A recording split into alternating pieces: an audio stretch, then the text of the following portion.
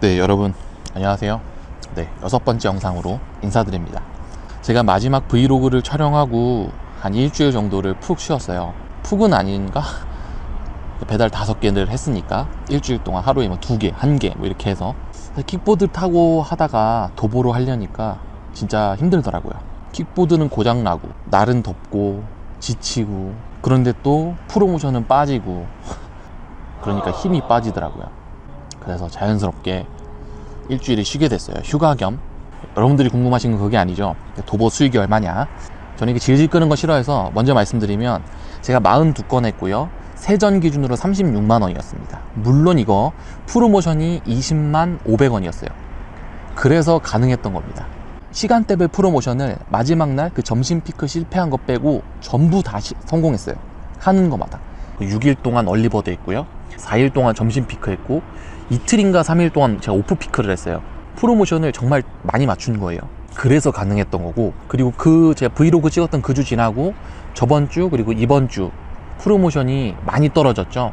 제가 브이로그를 찍었던 그 주처럼 이번 주 일을 했다고 하면 수익이 한 20-30% 정도는 낮아졌을 거예요.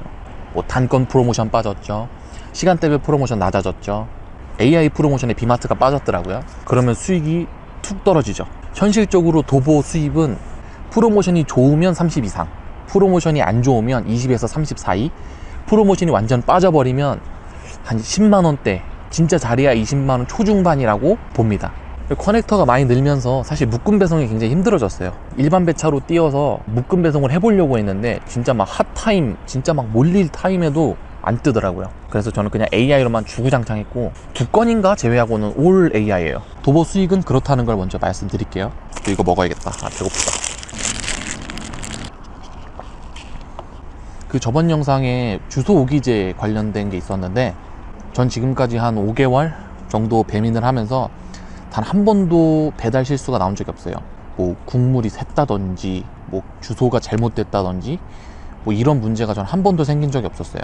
전 늦더라도 정확한 게 중요하다고 생각해서 입구 들어갈 때 항상 주소 보고요, 요청란에 있는 내용도 꼭 확인을 해요. 그러니까 저번 영상에 있던 것도 요청란에는 전혀 그 대문 번호키에 대한 얘기는 없었어요. 그냥 문 앞에 놔달라. 근데 설마 대문 앞에 놔달라고는 안 할 거 아니에요. 또 예전에 한 번은 뭐 친구네 놀러 갔다든지 아니 본가에 갔다든지 해서 주소지를 그걸로 등록을 해놓고 다음번에 시킬 때 그 주소지를 시켜버린 거예요. 그 제가 이제 배달에 가면서 번호키 비밀번호를 적어두셨더라고요. 근데 그 집이 약간 연립주택 같은 데였는데 어디에도 번호키는 없었어요. 유일하게 있던 게 몇 호였는지까지는 제가 기억이 전혀 안 나는데 101호에 배달을 가야 되는 거라고 하면 그 101호에 번호키가 있는 거예요.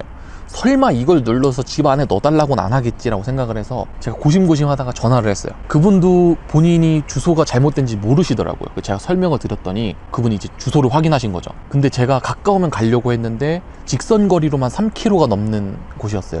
그런 상황에서는 이제 고객센터 연락하셔서 이거 주소 오기제다 라고 말씀을 하시면 고객센터에서 처리를 이렇게 해주세요. 근데 이게 시간이 걸려요. 생각보다 시간이 좀 걸려요. 이게 문제예요. 이게 만약에 묶음 배송이었다거나 다시 픽업지를 빨리 가야 되는 상황인데 여기서 딜레이가 막 5분만 생겨버려도 이 다음 게 5분씩 쫙 밀려버리는 거죠. 요새 날씨 참 좋죠. 일하기 참 좋은 날인 것 같아요. 그래서 많이 나오시는 것 같고, 조만간 그 카카오톡 채널은 7만 명이 넘어설 것 같아요. 물론 그 카카오톡 채널에 있는 분들만 일을 하는 건 아닐 거예요. 그 외에도 채널 추가 안 하시고 일하시는 분들도 꽤 많은 것 같더라고요. 그리고 더 많아질 거라고 생각이 듭니다. 날씨도 좋고 아주 추워지기 전까지는 아마 많이들 나오실 거예요. 배민이 또 새로운 시스템을 또 추가하려고 하죠.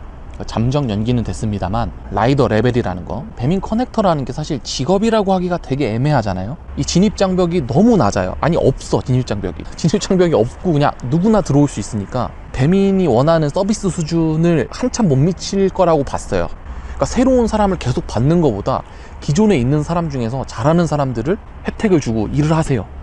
근데 정확하게 무슨 혜택이 있는지까지는 공시를 안 해놨어요. 그래서 그게 뭔진 모르겠지만 제 생각엔 줄 수 있는 혜택이라고 하는 건 단 하나밖에 없어요.